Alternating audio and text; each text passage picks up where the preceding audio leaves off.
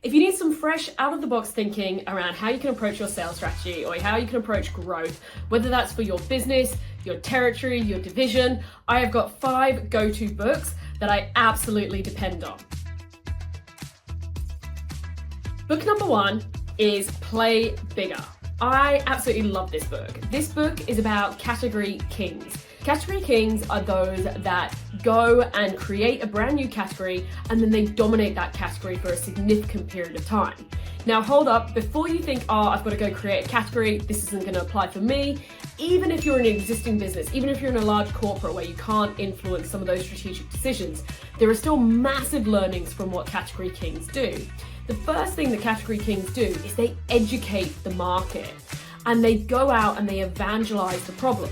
So if you think about Airbnb, you think about Uber, you think about those sorts of companies who created a brand new category that never existed, none of us were walking around asking for their service because we didn't know we needed it. We didn't necessarily know that the problem existed to the same extent around taxis and hotels and so on. So what they do is they evangelize the problem.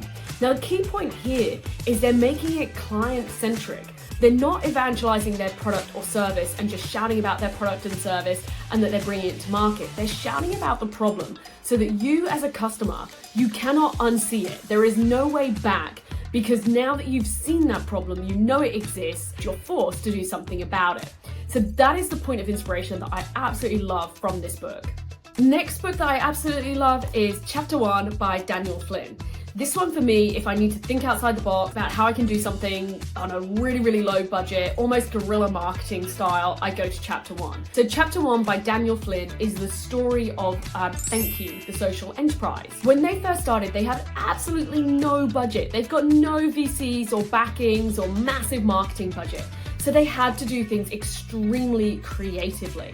And partially from naivety, because they were relatively new to business, they actually just completely disrupted the typical timescale it takes to get into a supermarket, the typical timescale it takes to bring a product or service to life. And their out-of-the-box thinking, guerrilla marketing style just completely captured everyone's attention. And they got the backing of their audience, of customers. And customers started posting on social media, demanding to supermarkets that they stock their products and so on. There's so many unbelievable lessons in this book. Now, even if you're not doing a social enterprise, still, how can you think differently? How can you think creatively? How can you just completely disrupt? Even the way the book is written is sideways. And so they just disrupt in every single way. My personal favorite story from the book is when they were trying to get into one of the supermarkets. They managed to convince someone to let them borrow a helicopter. They put a banner on the helicopter and they flew it over the headquarter offices of the supermarket that they were trying to get stocked in. Now that is disruptive and different. I don't know anybody else who has done that. If you're enjoying these book recommendations, please make sure that you subscribe to our channel, and even better, if you could share it with a business bestie, we would really appreciate it. The third book that is a go-to for me and that I absolutely love is 10x is easier than 2x. What I love about this book is it completely forces you to think big and stop doing things that are consuming us, making us busy, but they're ultimately not moving the needle. So the principle behind the book is if I said to you, right, you've got to double your target, you would probably just do a few more hours or go a little bit harder on some of the existing activities. But ultimately, whilst you might put in a bit more effort, you're probably not going to do anything wildly different to what you're doing today. If I said to you that you had to 10x your growth, you had to do 10 times your target, the only choice you would have is to really think about that. And there's probably only one, maybe if you're lucky 2, ways that you could do that. So it focuses all your effort down on these are the things that are going to make us 10x. Everything else is kind of just noise and by the by. And that it's easier because it brings an enormous level of focus on what are the things that are going to really matter. The fourth book that I love is Blue Ocean Strategy. This one is an oldie but a goodie. What I love about Blue Ocean Strategy is the concept of how do you create a blue ocean away from your competition. So the concept is most of us are fighting in a red ocean. It's noisy, it's busy, we're all doing similar things at similar price points with similar offerings, and therefore it really just becomes a price war between us and the competition.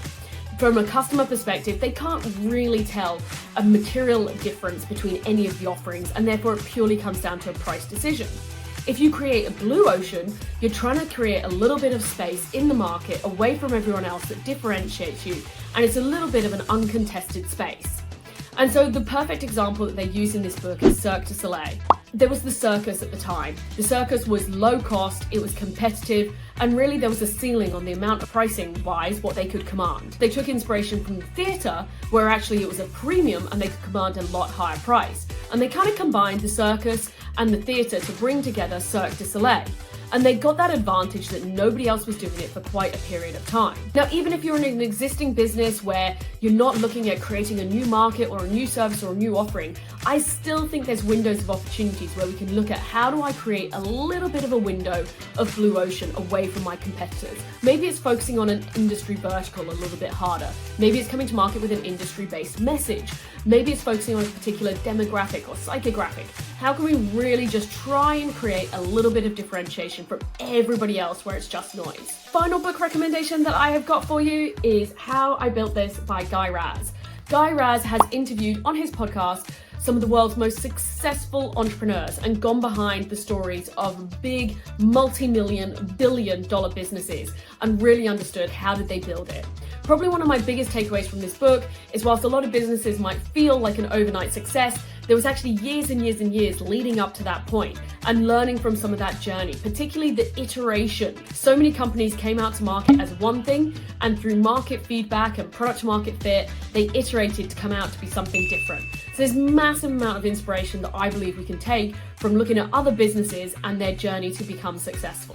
I hope you're enjoying these book recommendations. I would love you to subscribe to this channel, leave a comment, let me know which book out of the 5 is your favorite, and please also make sure you share it with your business besties and friends.